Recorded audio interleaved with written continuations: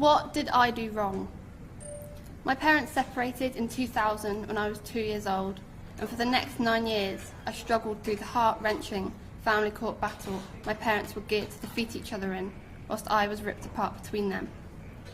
The contact order allocated me 4 days a month to see my dad. This was no relationship. He knew nothing of my friends or school life, and I knew nothing of my absent family. He was my dad. What was so wrong with that? In 2008, he got sent to prison for campaigning with Fathers for Justice for loving me, his own daughter. His involvement with Fathers for Justice caused him to do extreme things, but you have got to understand that they are in extreme circumstances, and in the hell of the family court, you are not heard unless you make it impossible to be ignored. Did they really think sending him to prison would make him give up fighting for me? This is clearly what they wanted. He was just a father desperate to see his daughter, not the criminal he was labelled as. But this is the sacrifice my dad had to make, and I'm so proud of him for doing this for me. If he hadn't, I doubt we'd be together now. I remember being told the news. I was at my mum's and I cried and cried. How could those sick, twisted people possibly have the reason to lock my dad away? All my life I'd been invisible through their paychecks and business cards, and now it had come to this. My dad in prison. I spent the rest of my evening on our sofa crying in a very awkward situation, as I hardly even spoke with my dad, so it was a big thing to be crying in front of my mum over him. I have 2 older brothers, and we all have different dads. I never spoke to them about it because they were in my mum's side of my life, so my dad wasn't. They both came home from work to find me crying on the sofa. After finding out why, my older brother swore a couple of times, marched into the kitchen and slammed the door. My younger brother came home, gave me a hug, said nothing, and went to his room. Because of our childhood complications, I knew it was awkward, and I could understand that it was difficult for my brothers to comfort me in the situation, but it really opened my eyes to how divided my family was. I knew we all loved each other very much, but our relationships were complicated. Whilst in prison, my dad missed my 10th birthday, my piano exam, and our weekends together. This broke me that little bit more, stole another bit of hope that this could all just be over. I couldn't believe it was happening, still. How dare they deny me my father? How dare they not listen to me when they all say they work in the child's best interest? Months later, after my dad was out of prison and more court hearings were going on, another Kafkas officer came down from London to look into my family. I stressed for ages over my room at my dad's. I was so worried how he would judge it, and I just wanted it to be perfect so he could find no reason to separate us anymore. I tidied a shelf of pencils, books and teddies, all neat, ordered and straight. I'd stare at it and then worry that he would think I was trying too hard and that it was all too neat, that I wasn't comfortable at our house. I knew their tricks, and as a child I should not have had the stress of this.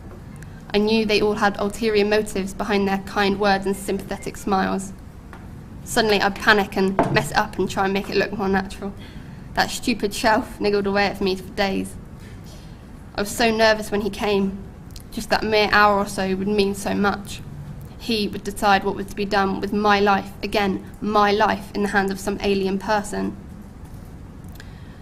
We also had an interview at school where I made sure I made my feelings extremely clear. If he didn't listen, I'd run away. I couldn't take it anymore.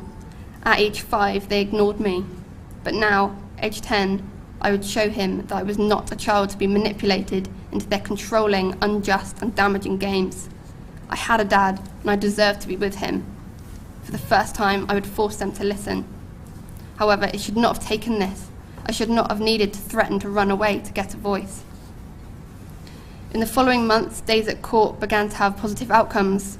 Things were finally changing, and slowly it finished.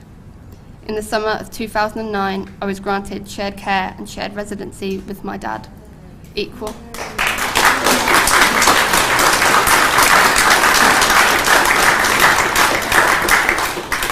It was amazing. I couldn't believe it was all over. It was how it should have been from the very start. But 9 years. It took 9 years to win back my dad. They robbed 9 years of my life. After, my parents seemed to get on almost as if nothing had happened, which confirmed how much of a set-up the whole thing had been. The lies and other excuses had only been as a kind of ammunition to defeat my dad, make him look bad, not fit to be my parent. It was what my mum's solicitors told her to do. My parents were encouraged to make cases against each other. The courts made the fight. What a waste of time. What unnecessary pain. At home, my dad has about 3 suitcases of paperwork. Was that in the interest of me, or were people just making money out of me?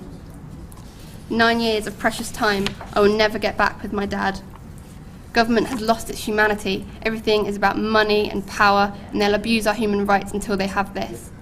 Abusers like Kafkas, who say they work in the child's best interests, yet have no evidence to support this claim.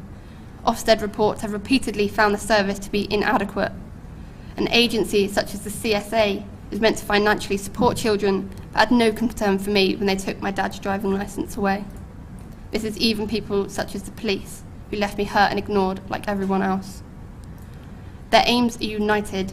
Government services are breaking families in order to destroy society, to gain control and build the economy. Family breakdown costs the taxpayer £44 billion every year. Dividing families results in 2 cars, 2 houses, 2 sets of bills. The government does this because happy families make no money for them. Imagine the mass money made from the gruelling process of the family courts, the counsellors, social workers, barristers, solicitors, all fueling the cycle to weaken the people, creating higher demand for such professions. And did you know that 1 in 3 children is without their father? Laws have been continually made to remove fathers legally, emotionally and biologically. We're left with a generation of fatherless families. After separation, 93% of the time, children are made to live with their mother by reason of gender. Domestic abuse is a major weapon used.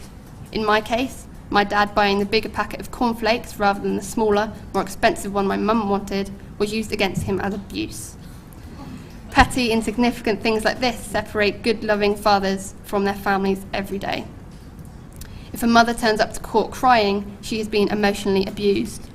Alternatively, if a father brings proof of depression in counselling reports and doctor's notes, his plea is twisted as a weakness and is deemed unable to cope. I cannot emphasise enough how biased our so-called justice system is. Yeah. Family courts are corrupt. They're filling our societies with a generation damaged and hurt, unveiling crime and chaos onto our streets. Prisons are swelling with young offenders, 70% of which come from lone parent families. Fathers develop children's confidence, self-esteem and self-control. Without this, how do you expect them to behave? Fatherless boys are twice as likely to be excluded from school, and girls 2.5 times more likely to become pregnant as teenagers. And government pushes 200 children a day through court battles where they are torn between their parents, just like I was.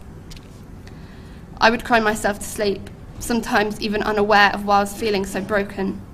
There is so much I can't remember as a child which I blocked out, but the feelings and the emotions stay. I was told that I was important, yet nobody listened to me. I was told that my feelings mattered, yet my screaming voice was silent. I loved my dad and wanted to be with him, yet I was treated as though I did not deserve a father. Their lies have gutted me. I've written letters asking those responsible why they broke my family, Kafkas, CSA, and to Judge David Tyzak, but nobody cares. I've even been threatened with harassment by my own police service for writing to the judge, and even after all the trouble he caused my family. Even the NSPCC is protecting the corrupt government that is abusing so many children.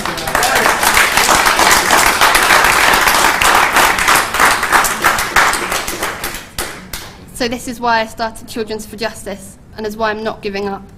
I want to end the abuse on children in the family courts. I've decided to use my experience, fight back, and give children the voice I never had. Thank you.